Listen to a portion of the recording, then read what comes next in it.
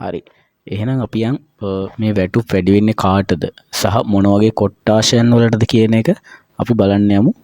මේ කැටගරයිසිස් කරලා තියෙනවා මම හිතන්නේ 3කට හරි 4කට හරි. ඊයර කොටස් වලට බෙදුනහම මේක ලොකු ඉෂුව එකක් නැහැ. නමුත් මේක ගොඩක් විදිහට කාණ්ඩ කරලා තියෙනවා. ඒකෙන් එකක් තමයි කෙටි රැකියාව. කෙටි රැකියාව කට්ටියට වෙනම විදිහට කඩලා තියෙනවා. ඒකේ කොටස් දෙකකට තියෙනවා. SEA STEP කියලා කොටස් වර්ග දෙකකට තියෙනවා. ඊට පස්සේ කරලා තියෙනවා සාමාන්‍ය B1 සහ B2. එතකොට ඒකේ A කැටගරි එකේ 5 කියලා කඩලා තියෙනවා. පස්වෙනි එක කියලා සරණාගත සහ ආරක්ෂණ සොයන්නන්ගේ බලපත්‍ර හිමි පුද්ගලයන්ටත් මේ වැටුප් වැඩිවීම අදාළ වෙනවා කියලා තමයි මෙතනදී කියලා තියෙන්නේ. හරි. ඊළඟට මෙයාලා පොඩි මේකක් දාලා තියෙනවා. විදේශීය ජාතික සේවකයින්ගේ රැකියා කොන්ත්‍රාත්තු නව වැටුප් සීමාවට අනුකූල වන බව තහවුරු කිරීම ඔවුන්ගේ වැඩ අවසර පත්‍ර තත්ත්වයට බලපෑ හැකි විභව විෂමතා වළක්වා ගැනීම සඳහා අත්‍යවශ්‍ය වෙනවා කියලා තමයි මෙතනදී කියලා තියෙන්නේ. හරි. එතකොට තවත් වැදගත්ම නිවේදනයක් තියෙනවා. මේකයි තියෙන්නේ මේ සේවා යෝජකයන්ට හොඳින් අහගන්න ඕනේ.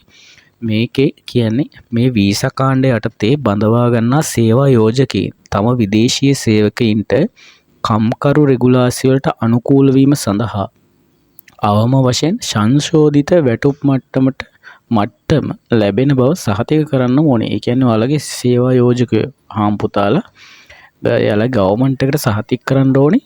අපි මේ වැඩි වෙච්ච වැටුප් ප්‍රමාණය සේවකයන්ට ලබා දෙනවා කියලා.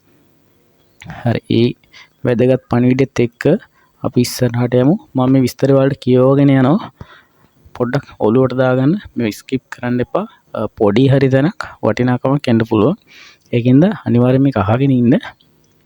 හරි. මම කියන්නේ යන සේවා යෝජකයින් නව පවතින වැටුපට ගැලපෙන පරිදි තම ශ්‍රම බලකායේ අයවැය ඇගීමට ලක් කළ යුතු අතර අදාළ සියලුම රැකියා කොන්ත්‍රාත්තු යාවත්කාලීන වැටුප් අවශ්‍යතා පිළිබිඹු කරන බව සහතික කරන්නම ඕනේ. හරි. ඒ වගේම සංශෝධිත වැටුප් ප්‍රමිතියට අනුකූල නොවීම දඬුවම් දඩ හෝ අනාගත රැකියා වීසා අනුමත කිරීම සඳහා විභව සීමාවන් පැනීමට හේතුවක් වෙනවා කියලා මෙයාලා මෙතනදී කියනවා. හරි. ඔන්න තව විස්තරයක් තියෙනවා. යාවත්කාලීන කරන ලද වැටුප් සීමාවන්ට අනුකූල වීම සහතික කිරීම සඳහා සේවා යෝජකයින් 2025 අප්‍රේල් 15 වන දිනට පෙර ඔවුන්ගේ වැටුප් ක්‍රියාවලින් සමාලෝචනය කර අවශ්‍ය නම්ගම් සකසා ඔවුන්ගේ දෙපාර්තමේන්තු වලට බාර දෙන්න ඕනේ.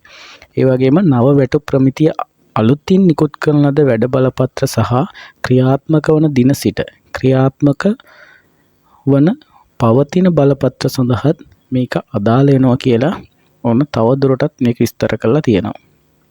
හරි. ඊළඟට 2025 දී වැටුප් ගැලපීම් හෝ තව දුරටත් නියාමන වෙනස්කම් සම්බන්ධයෙන් ඊශ්‍රායල කම්කරු බලධාරීන්ගෙන් ලැබෙන අතිරේක යාවත්කාලින කිරීම සඳහා ගෝලීය සංචලතා සහ මානව සම්පත් කණ්ඩායම් සුපරීක්ෂාකාරව සිටිය යුතුයි කියලා මෙයාලා මෙතනදී කියනවා. මෙම වෙනස්කම් සිදුවන විට තම විදේශීය ශ්‍රම බලකාය අනුකූලව පවතින බව සහතික කිරීම සඳහා නීති වෘත්තිකයන් සමග සාකච්ඡා කිරීමෙන් සේවා යෝජකයින්ටද ප්‍රතිලාභ ලැබෙනවා කියලා මෙතනදී මෙයාලා තව වැඩි දුරටත් කියනවා. හරි. අපි ඊළඟට යන්න හදන්නේ මේ පොයින්ට් එකේ අපි මේ කතාවේ වැදගත්ම කොටසට. හරි. ඒ තියෙන්නේ මෙන්න මේක. මේ වැටුප් වැඩි වෙන්නේ කීයකින්ද? වැඩි වෙන්නේ කවද ඉඳලාද? මේ බලපැවැත්වෙන්නේ මොන දවසේ ඉඳලාද? හරි. මේ එතකොට මෙන්න මේ විදිහට තමයි මේක විස්තර කරලා තියෙන්නේ.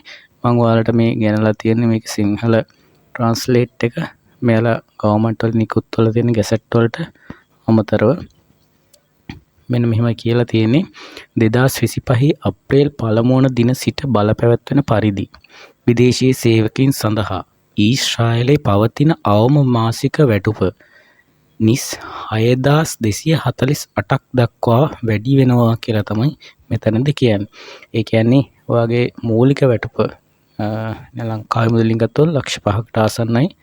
ඒ ඩොලර්ස් වලින් ගත්තොත් ඩොලර්ස් 1700ක් වගේ වෙන මේ එකක් තමයි මෙතනදී වැඩි වෙලා තියෙන්නේ.